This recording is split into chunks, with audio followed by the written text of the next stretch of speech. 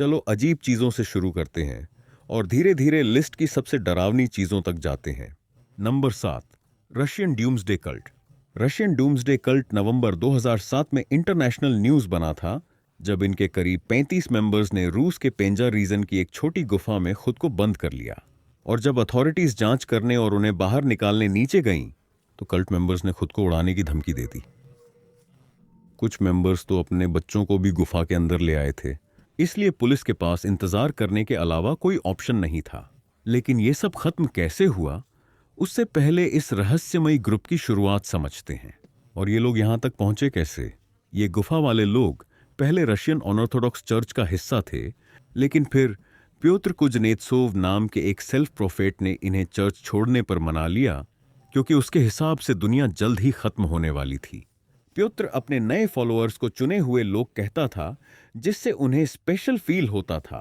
प्योत्र ने अपने फॉलोअर्स को प्रोसेस्ड फूड खाने से रोक दिया, टीवी देखने से और पैसे छूने से भी।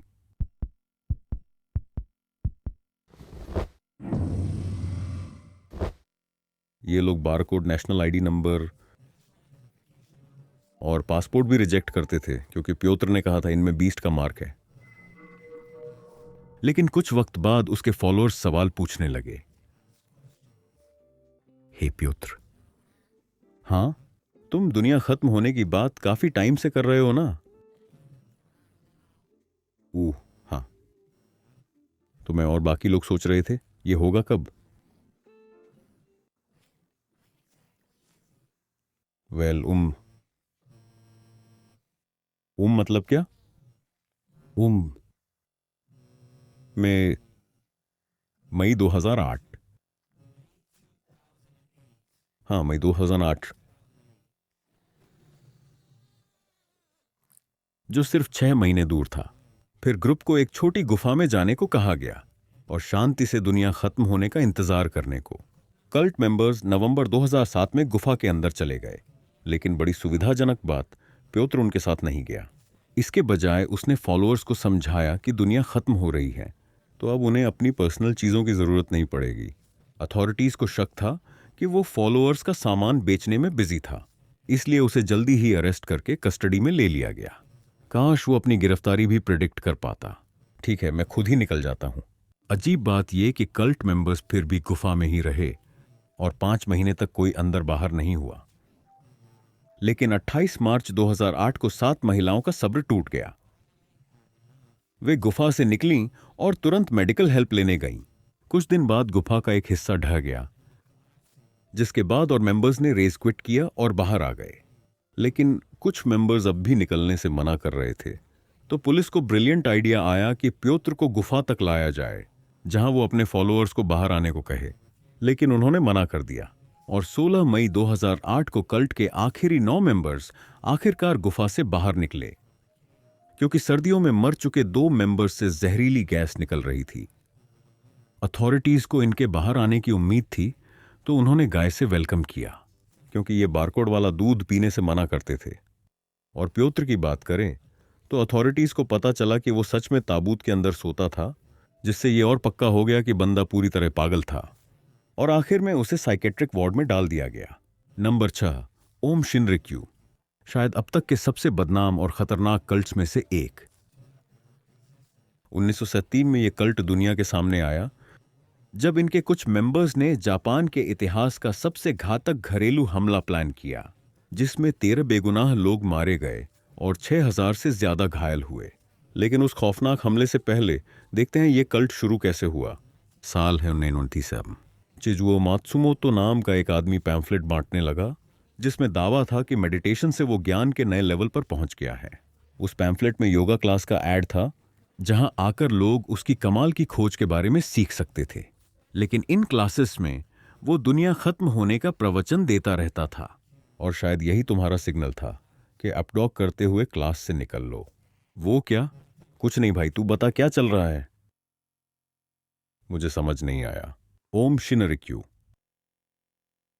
और कुछ सालों में उसने दर्जनों लॉयल फॉलोअर्स बना लिए। ग्रुप का नाम रखा ओम शिनरिक्यू, जिसका मोटा मतलब है सुप्रीम ट्रुथ। और 1992 में चिजुओ मात्सुमोतो को और भी फॉलोअर्स मिले, जब उसने एक किताब निकाली declaring my self the Christ, जिसके कवर पर वो क्रॉस पर दिख रहा था। अपने पीक पर यह कल्ट दसियों हजार मेंबर्स तक पहुंच गया था और कई देशों में फैल चुका था। उसके फॉलोअर्स कहते थे कि अगर लोग बस एक पल रुककर उनके एनलाइटेंड लीडर को सुन लें तो उन्हें भी रोशनी दिख जाएगी। लेकिन बिना किसी चेतावनी के 20 मार्च 1921 की सुबह त्रासदी आ गई। टोक्यो सबवे सिस्टम में कुल 5 केमिकल वेपन अटैक्स हुए, जिसमें 13 बेगुनाह मारे गए और करीब 6000 लोग घायल हुए। हमले तुरंत उलटे पड़ गए क्योंकि अथॉरिटीज ने अरेस्ट करना शुरू कर दिया, हर शामिल इंसान को, कल्ट लीडर समेत। इन हमलों का मकसद अपोकैलिप्स शुरू करना था और दुनिया ढाने के बाद ये कल्ट उठकर दुनिया पर राज करता, बिल्कुल अपने तरीके से। लेकिन हुआ ये कि लीडर और 6 हाई रैंकिंग मेंबर्स सीधे डेथ रो पहुंच गए, जहां वे 6 जुलाई 2018 की फांसी तक बंद रहे। Number 5, heaven's gate. Heaven's gate एक अमेरिकन धार्मिक मूवमेंट था जिसने फॉलोइंग बनानी शुरू की सदर्न कैलिफोर्निया में 1970s के मिड में। इस ग्रुप को यूएफओ रिलीजन कल्ट कहा गया है, इसका मतलब जो भी हो। इस कल्ट के फॉलोअर्स मानते थे कि वे खुद को बदल सकते हैं अमर एक्स्ट्रा टेरेस्ट्रियल बीइंग्स में, अगर वे अपनी ह्यूमन नेचर छोड़ दें, जिसे वे नेक्स्ट लेवल तक पहुंचना कहते थे, जो शायद उन्होंने आखिर में किया भी, लेकिन उस पर बाद में आएंगे।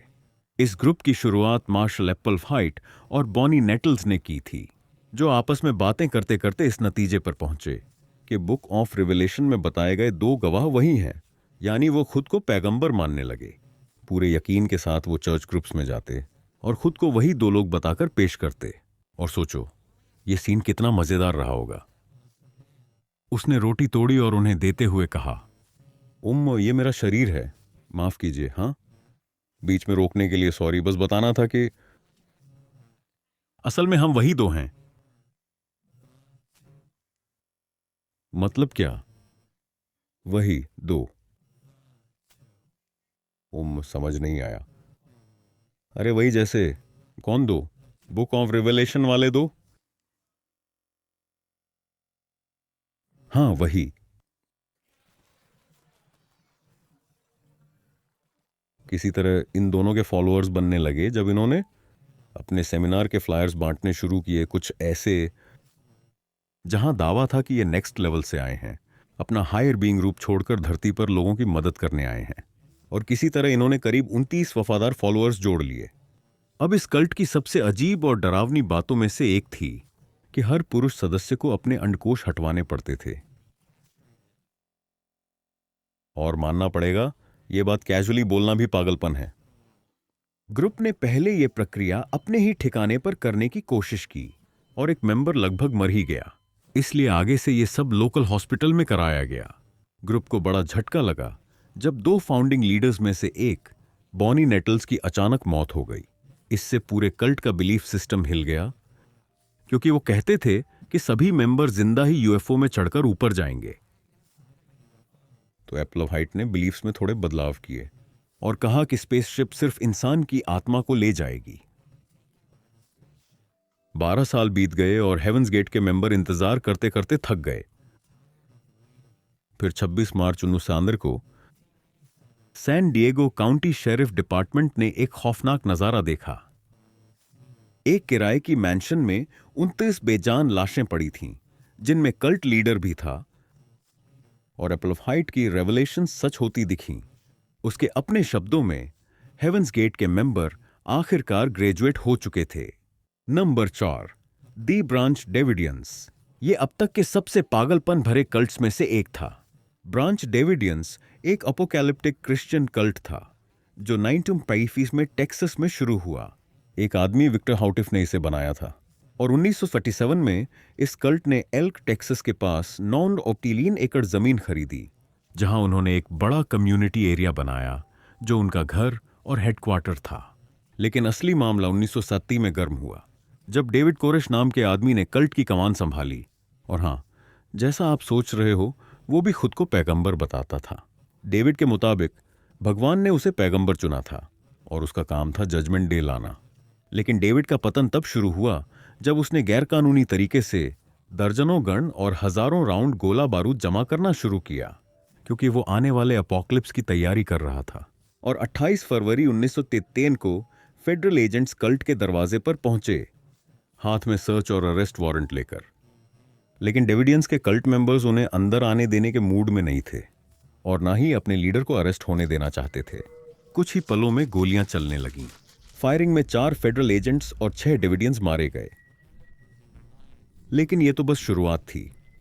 कल्ट मेंबर्स ने 51 दिनों तक अपने कंपाउंड के अंदर खुद को बैरिकेड कर लिया। आखिरकार एफबीआई को अंदर जाने की मंजूरी मिल गई और उन्होंने अंदर कई टीयर गैस कैनिस्टर्स फायर किए।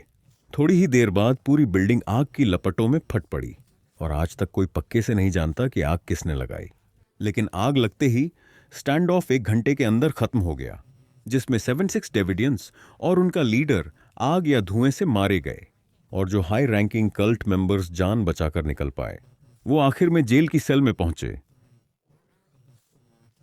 ये एपोकैलिप्टिक कल्ट 4 अक्टूबर 1974 को नेशनल हेडलाइंस में आया, जब स्विट्जरलैंड में 2 जगह आग लगी, एक फार्म पर और दूसरी शले में।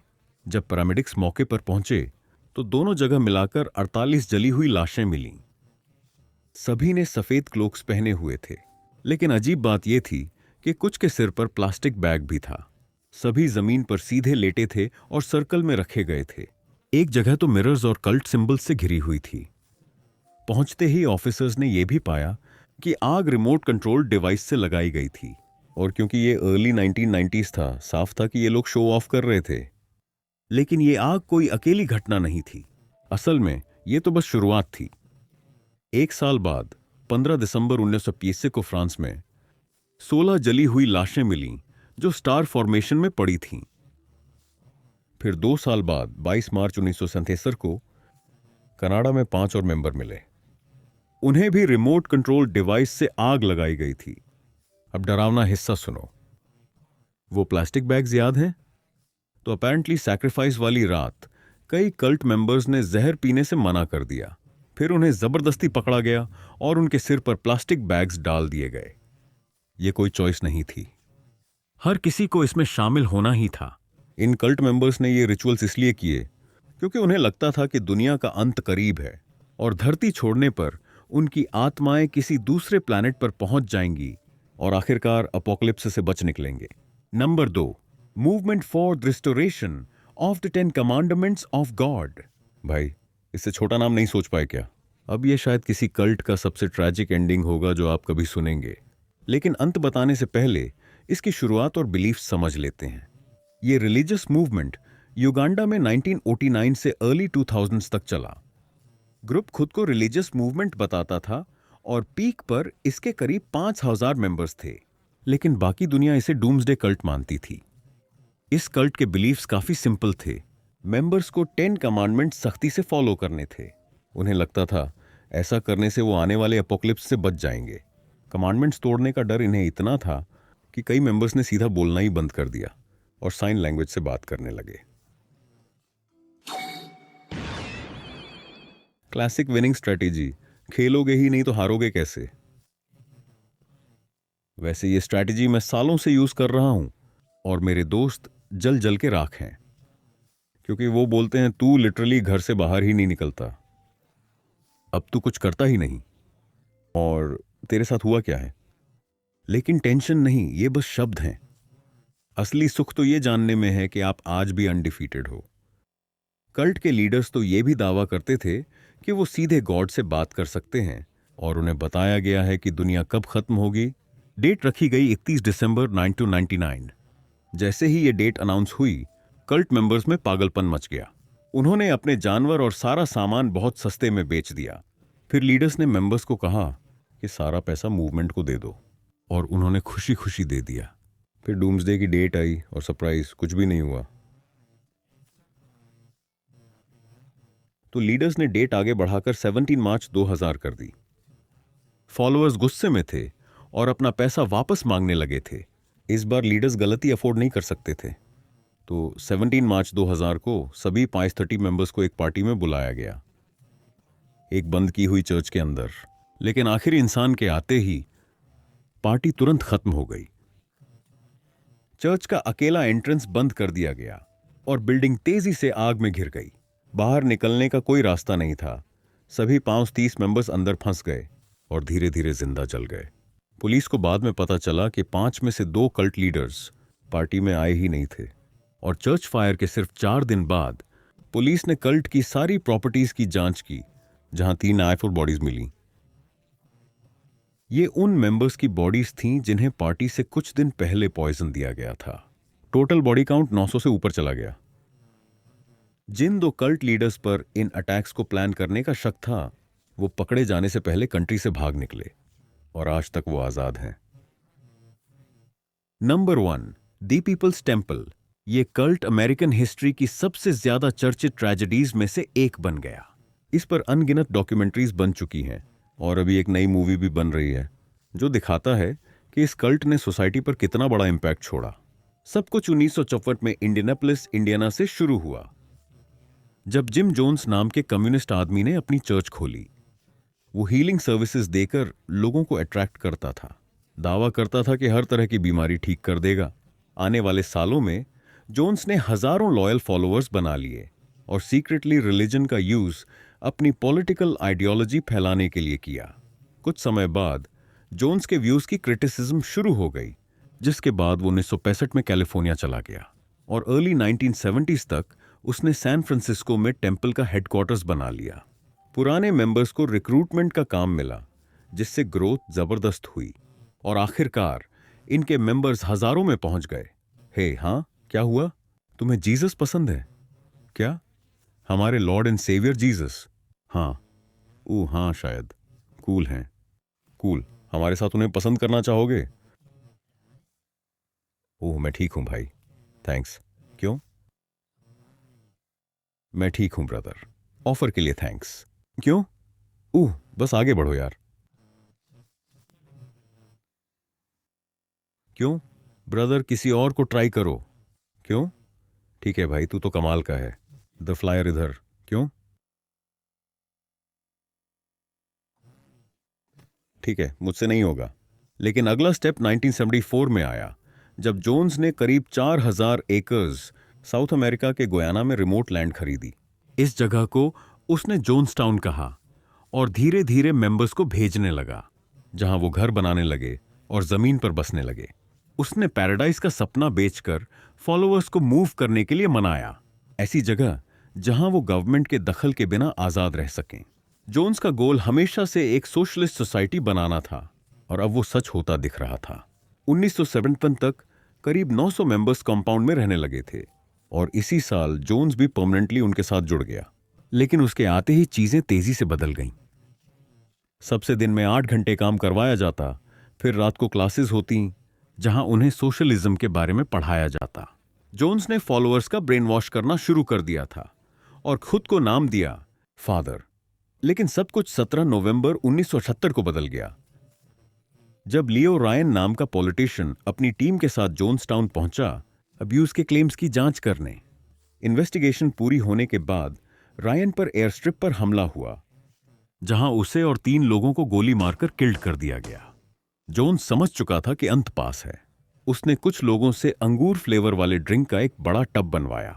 उसमें ड्रग्स और साइनाइड का मिक्सचर मिलाया गया। फिर उसने अपने सभी फॉलोअर्स से 1 कप पीने को कहा।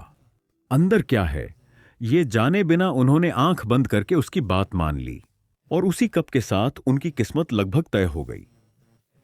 कुछ ही देर में जोन्स समेत 900 से ज्यादा लोग मर गए। इसी घटना से एक मशहूर कहावत बनी, डोंट ड्रिंक द कूलेड, यानी किसी लीडर को आंख बंद करके मत फॉलो करो या किसी विचारधारा को बिना सवाल और सोच के मत मानो, वरना हाल जोन्सटाउन के लोगों जैसा हो सकता